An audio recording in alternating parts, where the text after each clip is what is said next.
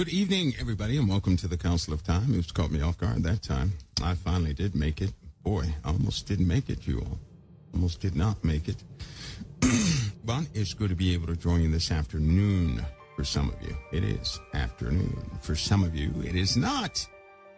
And, of course, our German audience, well, those in the UK, Germany, and all those, they did request another one of those talks that we're going to have with them early one morning. So some of you who are here super early in the mornings, like around, I don't know, maybe around, well, for some people it'll be Central Time. Let's pick it there. It'll be about 5 a.m. Doubtful you'll be up. But I do that from time to time just for them, to interact with them. Yeah. Their English is not too good, but I have to coordinate with one of the, there are several people in there that will type out what I'm saying. They'll kind of paraphrase what I'm saying, typing it out, and then they talk amongst each other.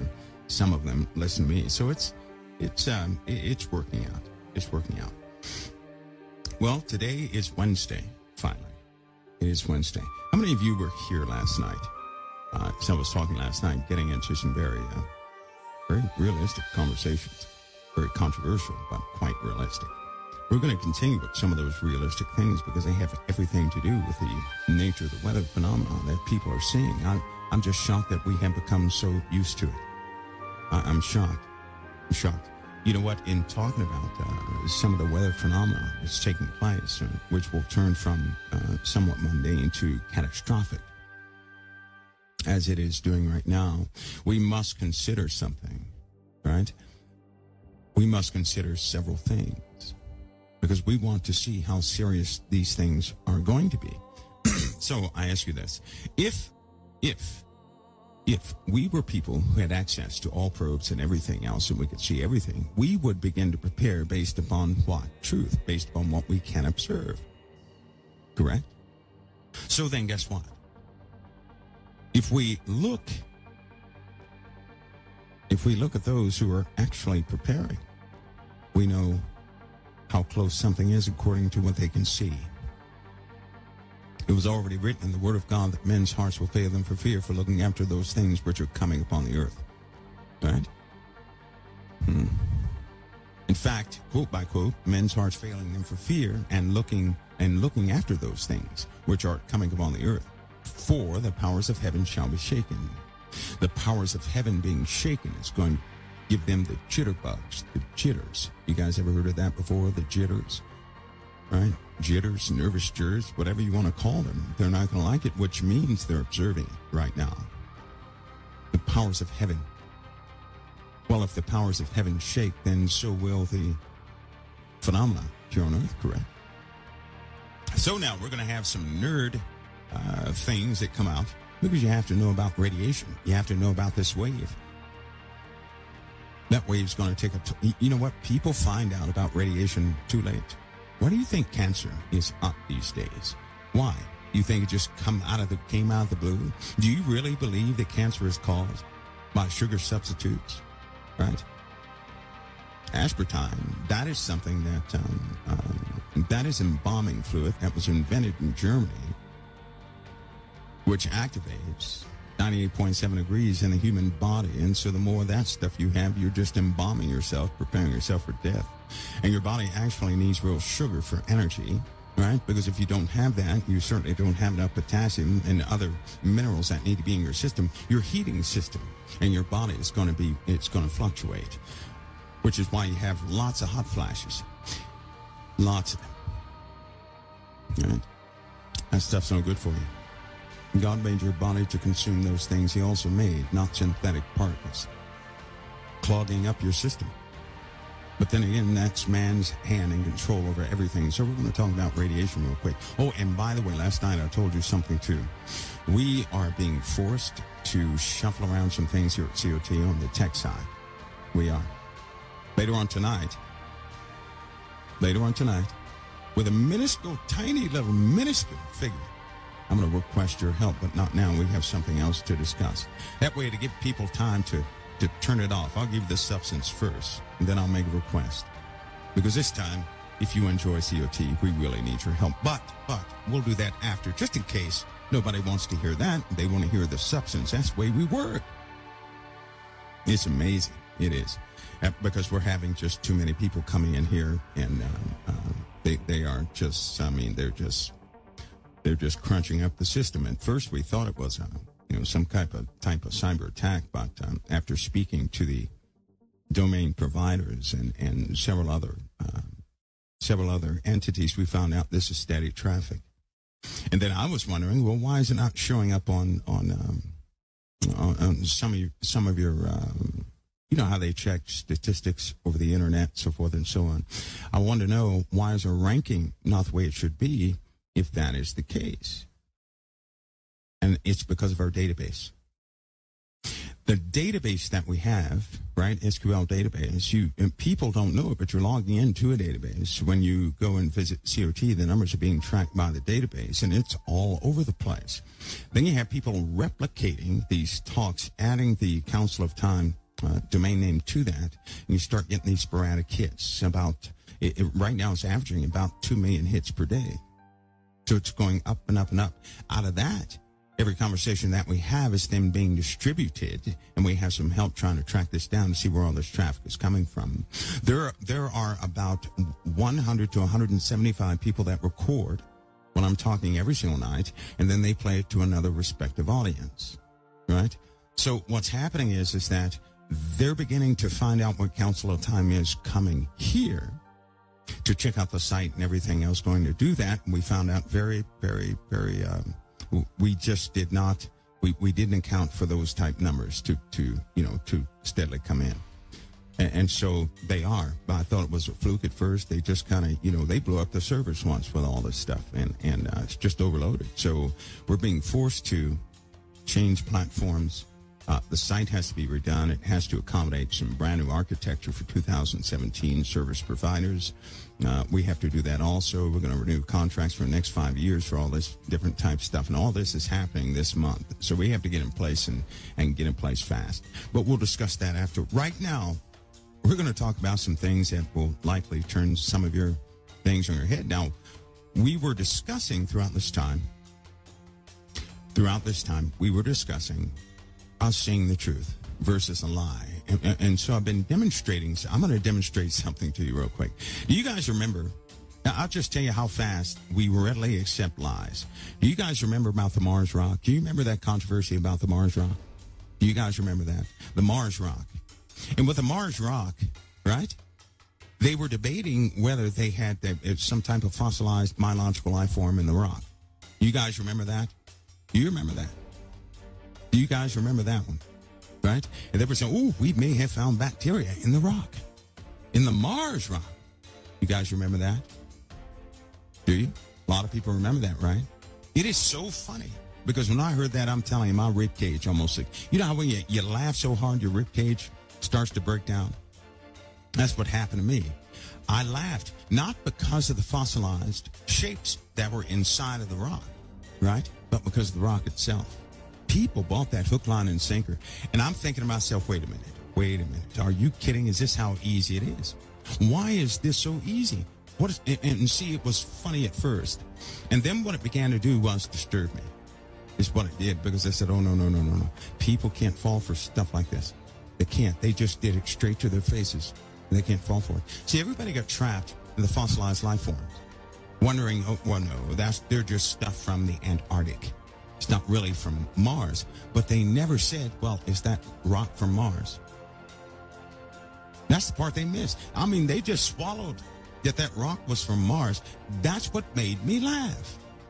So they snuck that out and said, this rock from Mars may, because it's billions of years old, that's hogwash, it may have fossilized life forms that we found in the Antarctic. Now, first of all, oh boy, I had to laugh on this. I'm just telling you how they dupe you, how they do things, and then people readily accept it. So they presented you with an impossible fact, right? And then the next thing they presented was just more impossible than the first. So you accept the first one and look toward the second. You bought two lies. So here's what happens. How in the world do they know it was from Mars? That's the funny part. I mean, somebody stay with me, please? Wait, did they go up to Mars? Right? Did they already do some type of spectrographs and everything out there in Mars? And did they dig up the dirt on Mars and get all the samples necessary to compare the two? Is that what they did? How in the world did they know it was from Mars? Because you got to remember, at that time, they had only sent up several different things up there, which they say they lost communication, all this, that, and the other. So all of a sudden, they find a rock from Mars. Why in the world? How do you find a rock and say, oh, a Mars rock? How do you do that? Out of all the billions and trillions of tons of junk that has landed on the earth, you pick up one, no bigger than the palm of your hand, and you say, this one's from Mars. Are you kidding? Now, do you see something is wrong with that? See, most of you, right, you thought I was going to talk about the fossils inside of the rock. No, I'm talking about the rock. That's what I'm talking about, the rock. Tommy C. says, was it red? No, it was black. It was black. You see how they trick people? Now, listen. How many people would never dispute that rock is from Mars, but they are disputing whether or not it has fossils inside? They forget the fact that nobody has ever proved that rock is from Mars. They just pick up a rock and say it's from Mars. And then they present to well, it may have fossils in it, but we're not sure if it's fossils from Antarctic or Mars. But if it's from Mars, this will be the groundbreaking discovery of the ages. They could have picked up a fossilized potato and told you it was from Mars. They could pick up anything and just label it like it's from Mars. Bring up another controversy about it, and you'll swallow it hook, line, and sinker. But we're all skeptical about everything else. This is how they get you every single time. They get you every single time this way. This is what we must tear down. That has to be torn down. We can't fall for these tricks anymore. I'm mentioning this because in the political spectrum, they have duped you so bad that if I were to communicate to you, if I could do that effectively, exactly what they did, just like in bringing up the controversy about the rock and not the fossils inside the rock, you would blow your top tonight. You would. You'd blow your top. You wouldn't like that at all. You would feel betrayed and everything else. So we need to talk about some structures here. Right? Because you can look out at the weather phenomena in the world and you can see that for yourselves. You know something is not right with the weather. Every so often they'll say, well, we had this kind of condition 7 years ago. Here's the fact. It's never been in Washington, D.C. since they have begun recording the weather. There is no data table showing this type of warmth in Washington, D.C. at this time of the year. No, this first time it ever happened. And in fact, from the contrasts of hot and cold, right? Contrast of hot and cold, there are a lot of things all over the world. This is the first time in recorded history it's ever happened. And you know what we're doing? We have gotten used to it so much so we say it's normal, and it's not. And they have changed the way that you compare things. You call these folks the Kabbalah, but do you know what that is? Many people call these folks, they call them so many different things, right? Zionists, they call them everything. All these names they give them, the Illuminati, which is a culmination of secret society folks, which is very real. Scottish Rite and the French Masons and all this, that, and the other. When you go and look into that stuff, which does nobody any good. I'll tell you why, because you can't do anything about it. You say you think you can do something about it? Go disrupt one of the Bilderberg meetings. Once you disrupt a Bilderberg meeting, then you have the power to see exactly what they're doing. But biblically, the Lord told us what they were doing. He gave us a Babylonian model. Do you not know that of all the Bible, Babylon keeps popping up over and over and over and over and over again? Almost like the Lord is saying, children, you need to analyze Babylon, because this is what you live in, Babylon. But you need to understand what Babylon is. How many people know that Babylon existed before the flood? But it was not called Babylon. How many know that? Listen, Babylon and the Tower of Babel and Baal and Mars all go together. Do you know that? They all go together. We need not discuss some of the far out stuff because I want you to see some principles here, right here on earth. So we can't go into outer space, except when we begin to talk about radiation.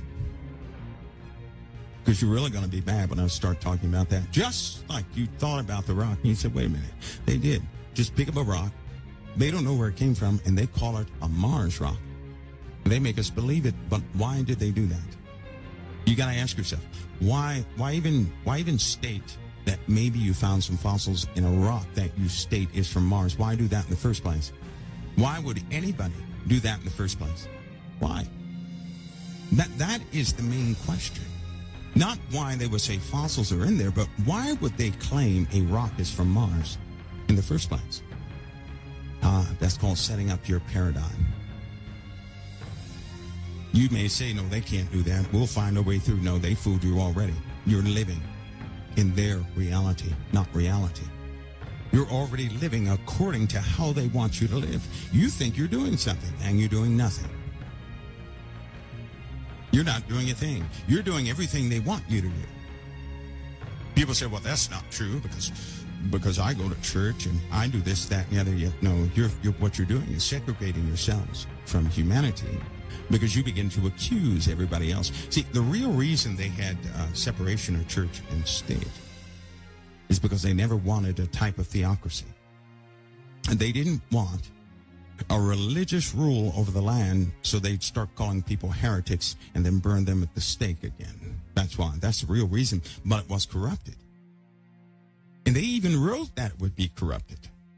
See, when they wrote certain documents, nobody ever asked a question, wait a minute, how long did it take them to write the documents? Who drafted what?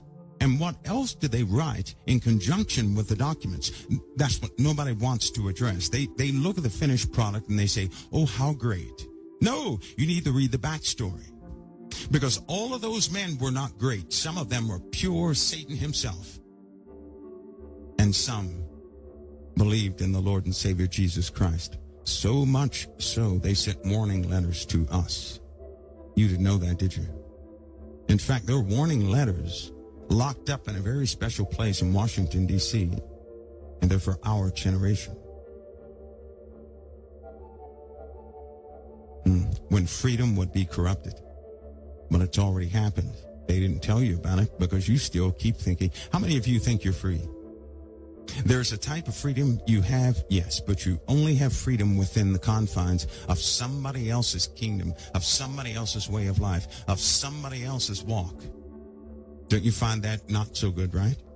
The fact is you have no real freedom. You only have freedom to make the choices they give you.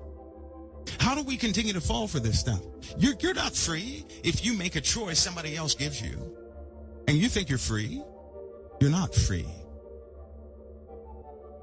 You're not. That's not liberty. Freedom, the idea of freedom was established just like this, that any person could worship whatever they wanted, that there would be no Christian government. And what I mean by that is because every time there's been a Christian government, people died by the millions.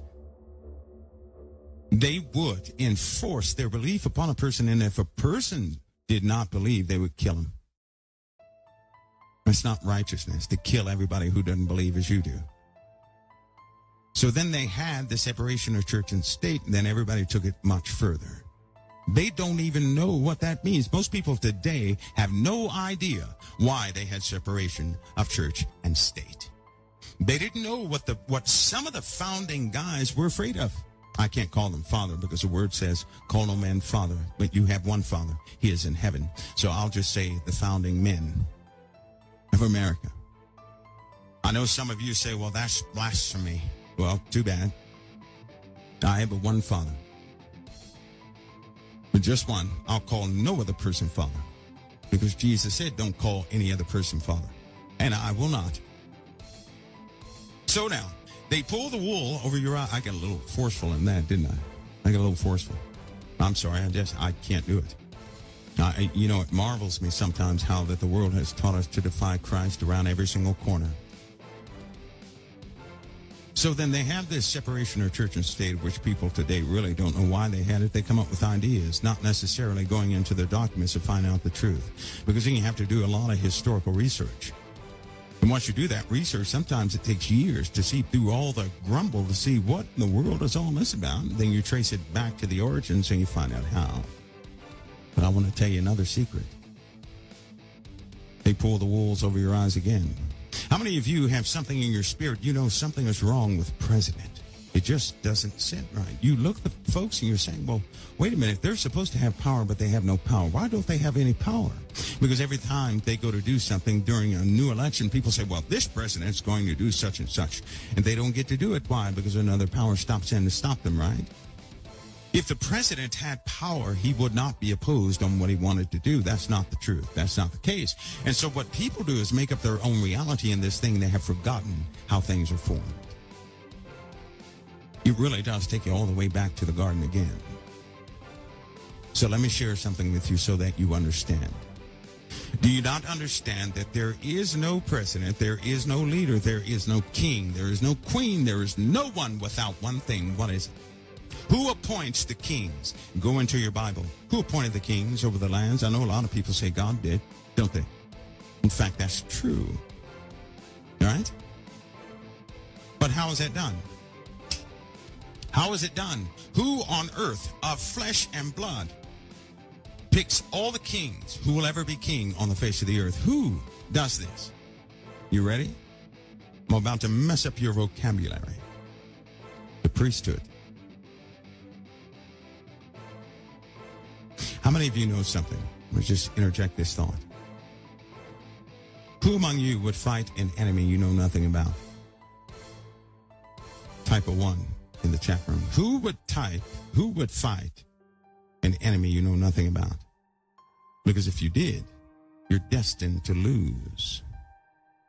Right? You're destined to lose.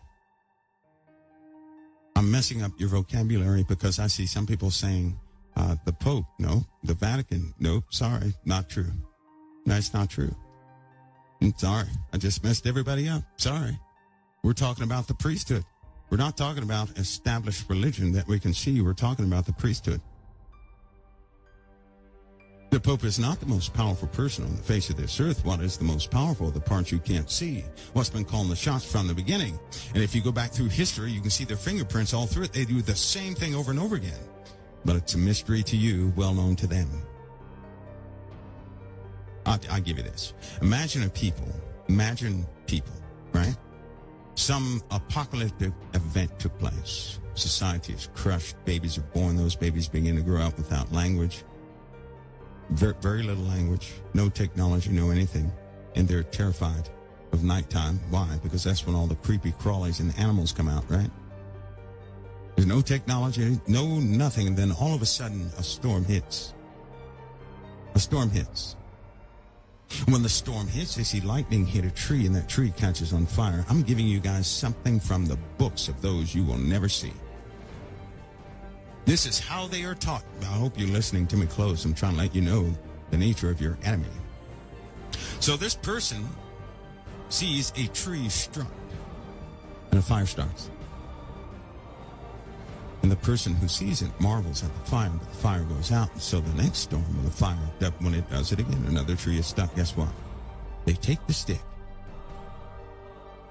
They see it burning. They observe, saw it burning. And they begin to learn how to keep the flame going. The flame is still burning. Day and night is burning.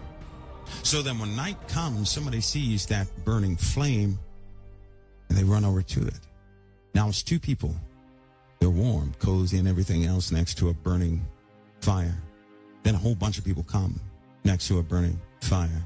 And they begin to teach each other how to keep it lit. And they have watch. You keep it lit. You keep it lit. Everybody's keeping it lit. With this fire, they can now, with those creepy, crawly things at night, they're scared of that light, so they back away. They also found out that fire is hot and it can burn, so now they have weapons. That fire becomes a weapon. But guess what? They know about it, but the rest of the people don't. So they keep everybody else away from the glow, but in the walls of the fire. So no creepy, crawly animals can come and attack them. Those people sitting around the fire, guess what they do? They develop a ceremony around the fire. And the people that see them dancing and stuff around the fire are in awe. All of a sudden they conclude, hey, we need these people. They keep that going. They're supernatural or something, right? They give light at night, the light givers. Guess what the people are? The person who knew about the fire, who knew how to sustain it, and those who dance around, and guess what they are? They are the priesthood. What is a priesthood? The first people who learned how to manipulate the elements. It's a priesthood, telling you the truth. Now, see, you thought I was going to go off and say something weird. Wrong. It was a priesthood.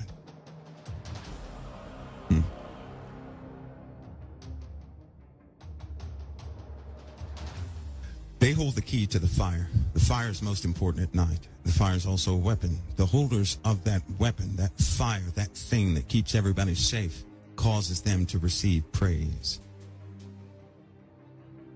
Then what they say is, hey, we need to pick out someone to be king over these people that we can talk to. Thus you have a kingship born. I know this flies in the face of many different things. I'm telling you, it goes on today just like that. So then the people would see the king, never the priests. The priests would go to the king, right? The priests go to the king, but the people don't see the priests. The priests stay hidden. Are you guys starting to see now? Priests stay hidden. They're running the whole show. They are the keepers of knowledge. They pick the king and they tell the king exactly what he must do. Now the king within himself thinks he's doing his people a service. By doing whatever he does for them, the king totally believes in what he's doing, but he's being told what to do by the other folks. So he's been trained by the agenda of somebody he can never see, and he carries it out. Just like in the old days, they used to have kings that would die at the end of every year. They would die. They would be torn apart in pieces and their body parts scattered all over the lands. You know why? Anybody know why? So that it would yield a better crop in the future. That's what the king believed. And so he did what he did for the sake of what? His kingdom. Because he loved the people so much. But that's not why they set him there to dismember him. That's what they told him it was for. And so he thought he was doing a good job, sacrificing his life for the sake of that kingdom to keep it going. But that's not what the whole thing was about. The whole thing was about this. If a king stays in power too long, that king will begin to see right through a type of veil. He himself will have then two options. Either he becomes part of the priesthood, or they're going to have to shut him up for the rest of his life. And so they have a time limit on kingship. Any king you see hold a kingdom beyond 12 years is in fact a priest, not a king. Have you ever noticed something too? Oh, well, I can't, listen. Now, again, this is how they operate. This is how they operate. All right?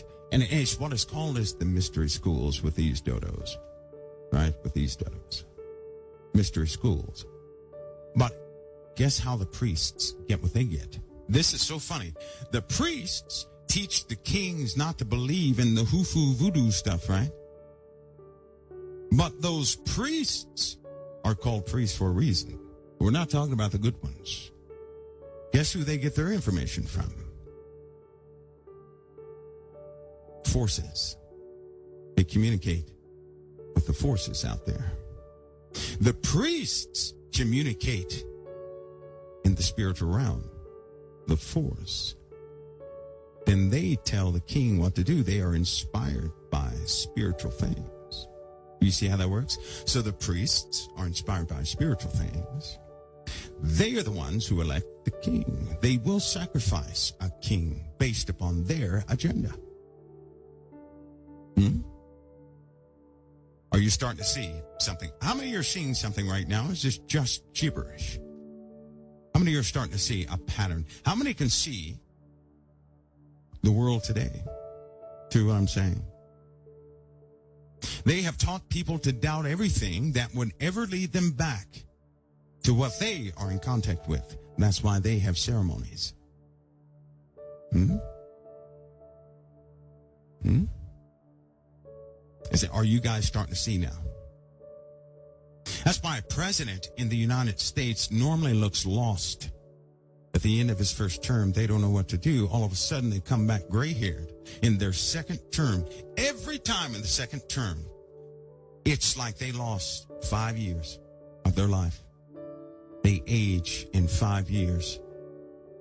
Not the first term, the second term. See, at the end of the second term, it's like someone cut them loose and they don't know what to do. They're stressed out and everything else. The second term, something changes. Something alters, but they look very old. Are you telling me that at the second term of a president, the change is so drastic, they get gray-haired and old in the face? They just look totally different. Did you see Bush in the first term, the end of the first term, versus the second term? Did you see the contrast? What about Obama? What about Clinton? What about all these guys? The second term is also called a commitment. Some make it, some don't. Some are set up for a sacrifice. And that has to do with Osiris. Telling you the truth. The obelisk. That's a fact. They're laughing in your faces. And what if do you think they have anything to do with how the church is run?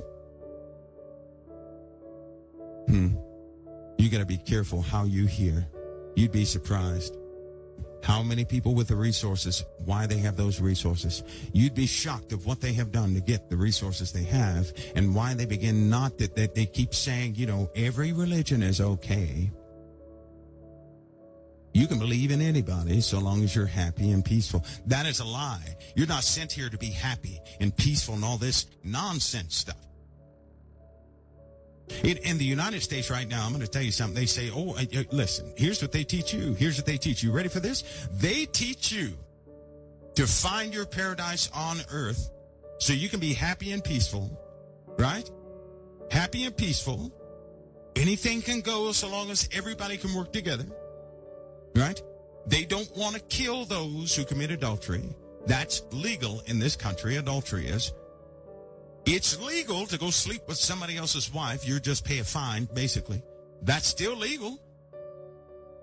All these dumb things are legal, these abominations. Why? Because they are interested in making you happy and complacent. And so you have been striving for the course of your life to be happy and complacent. In fact, most of your prayers have to do with being happy and complacent. You just want to be happy. Lord, I just want to be happy. Lord, I just want to be complacent. I want to be comfortable. I need a break, Lord. Give me a break. I can't go through this. How do we say, Lord, I can't go through this, and we go through that every day of our lives?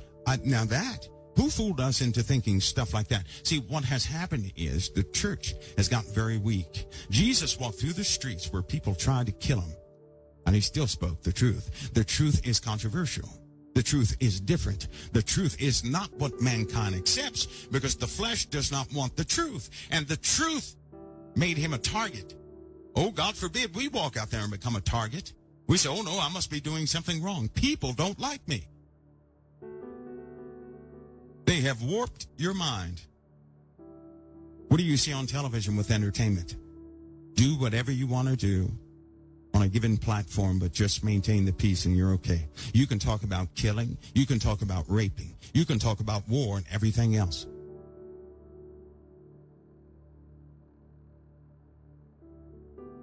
Our rule of law stinks because it legalizes abominations. I tell you the truth, America could be a great nation. I say could be because a long, long time ago, a few things happened and men lost their own fight. You guys remember when you were young and somebody told you what you couldn't do, but you believed you can do it? You said, well, I don't care what they say. I'm going to do it anyway. You remember that when you were young? You said, I'm going to do it anyway. It didn't matter if you succeeded or not. You went and did it. That's why this country is in the shape it's in. Do you know why the country is in such bad shape?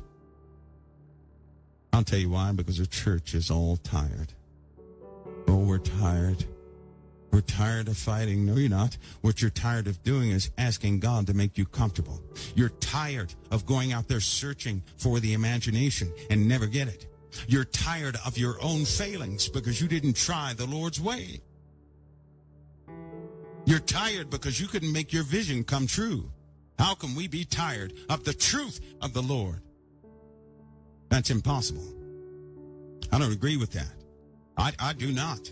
That's fake, phony, and everything else. And when you know it, listen, all of us who have ever said that we are tired, we like television. I'm telling you the truth. All of us who said we are tired, we like our music, we like the television, we like to be entertained, we like those things of the world. We can't get enough of it. And when we try to get it, somebody smacks our hands, and then we go sit in a chair like a kid throwing a tantrum saying, well, I'm just tired. I'm tired. I never get what I want. Is that not a tantrum? This is all inside the church. You don't think this is an apostate generation, a generation who just fell away?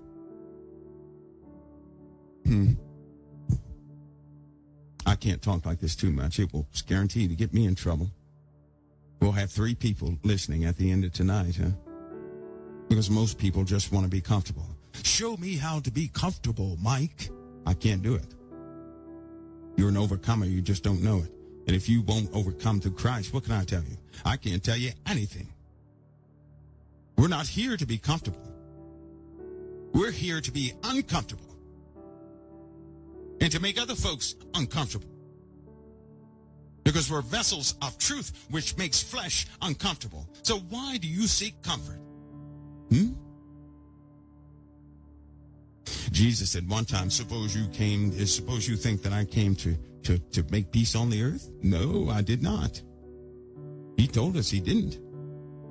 Some of you have lost your fire. You know why? Because some religious leader out there said, oh yes, God wants you comfortable. No, he does not. That's why the world is falling apart, because they've been lying, saying the same thing over and over again. God wants you comfortable. Now that just kindles the fire in me. Why does God want you comfortable here? That's called being comfortable in the flesh. No, he wants you to be more than a conqueror here. I heard that before. I'm sure it was written down in the New Testament.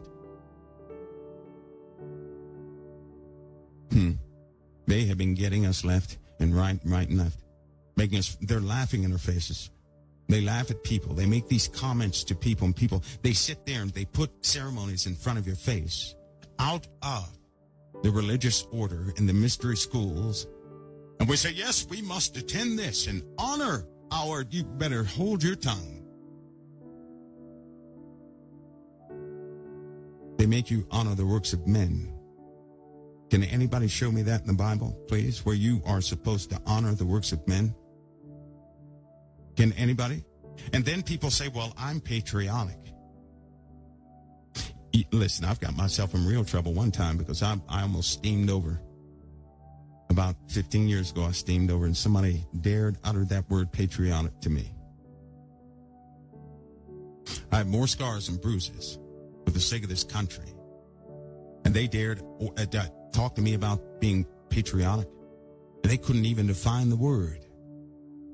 Then it got down to the point, what are you patriotic to? What is it? What's the driver of it? You see, I was already, it just it pushed me over the edge.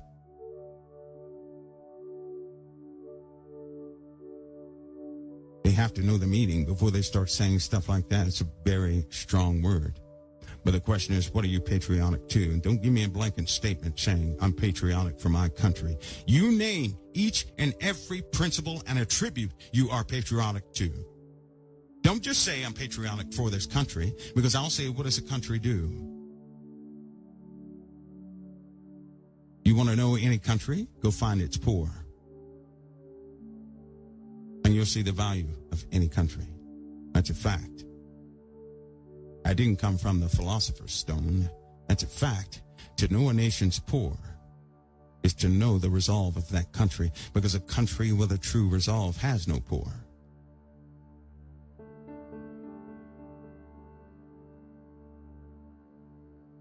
And then you have a priesthood in every country. Do you not know that a long time ago, I know you know them as World War I and II, you don't know that the great leaders got together 3 times. All the Russians, the Brits, NATO, all these folks were together over cigars. And you know what they were talking about? Who's going to be the enemy of what they named the Cold War? Before anybody knew anything about the Cold War, they called it a Cold War. They had an agreement on who the enemy would be. You don't even know that, do you? We bought that hook, line, and sinker, having everybody scared of nuclear weapons. And then our imagination runs away. They know this. They know that if they don't tell you something, because it is human nature to put things together, your imagination is going to solidify a fact that's not true, and you're going to teach it to generation. Now, here's what they do. Any resolve you imagine that is plausible, that the people then agree with, all they have to do is never tell you that it's false. And people run away with it.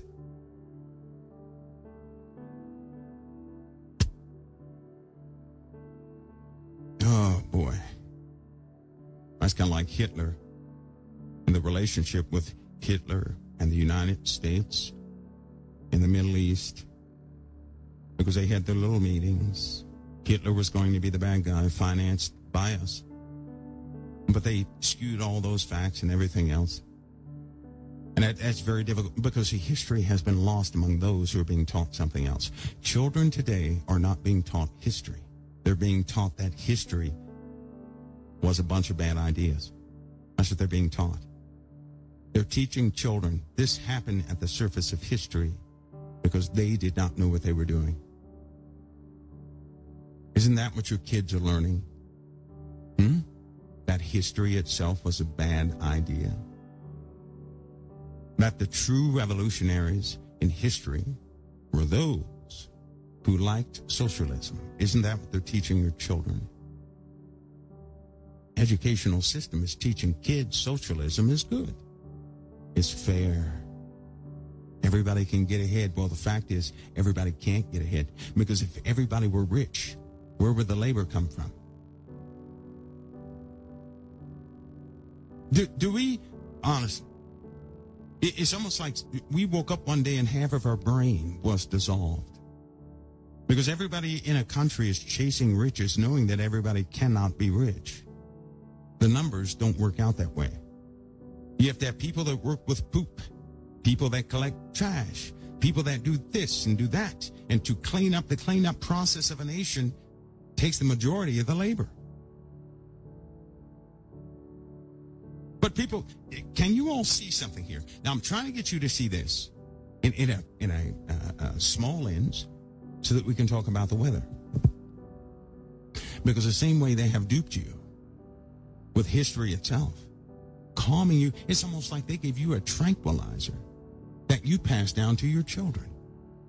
The children, you know what? I went to a place. Listen, I tell you, it was I can't believe it. Yes, I can.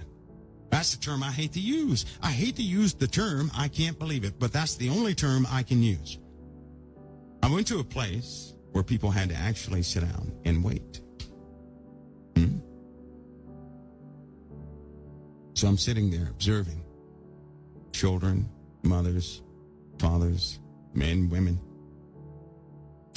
And everybody has a phone. Some didn't have a phone.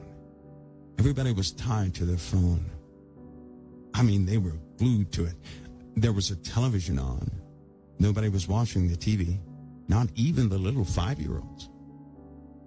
They were pushing their brother aside, trying to get the mom's PDA, their little cell phone device. I heard the child say, I want YouTube. I want you. They're tied to their devices. So I'm sitting there watching, and I stand up.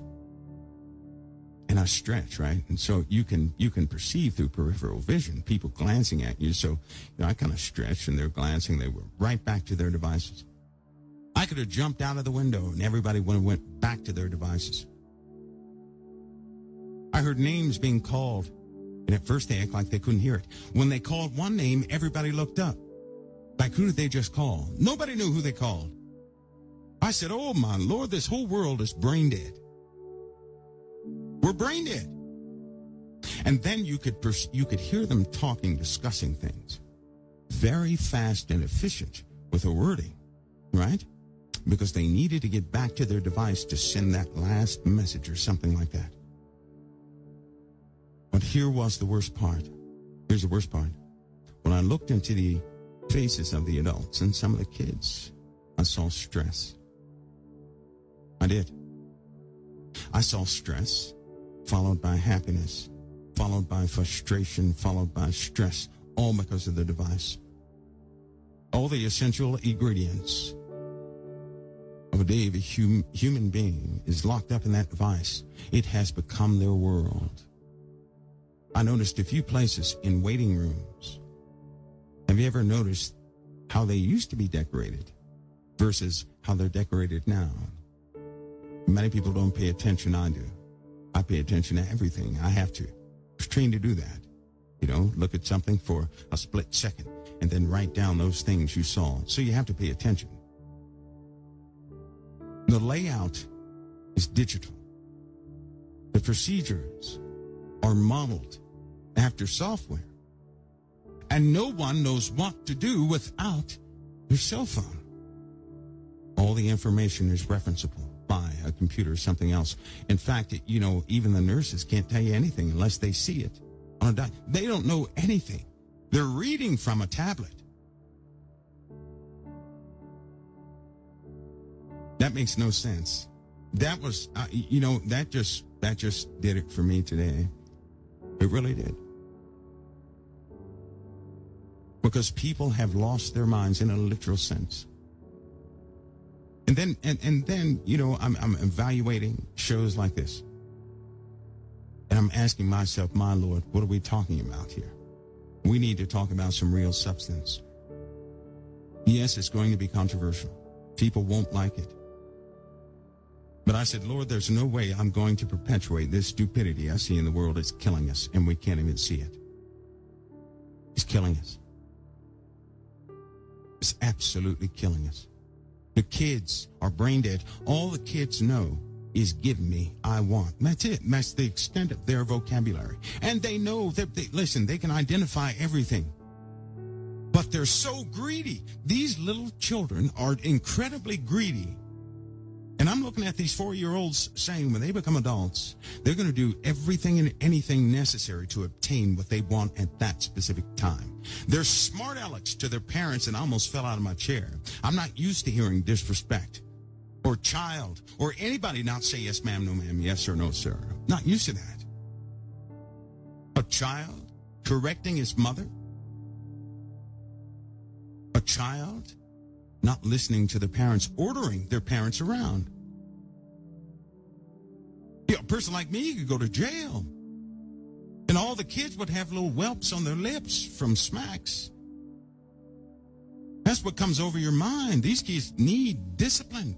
Put them in bird cages until they can get their vocabulary right. But that's not the way it works. And then the parent was sitting there looking defeated. And I saw this look over and over again, like they couldn't do anything with their children. They have lost their parenthood.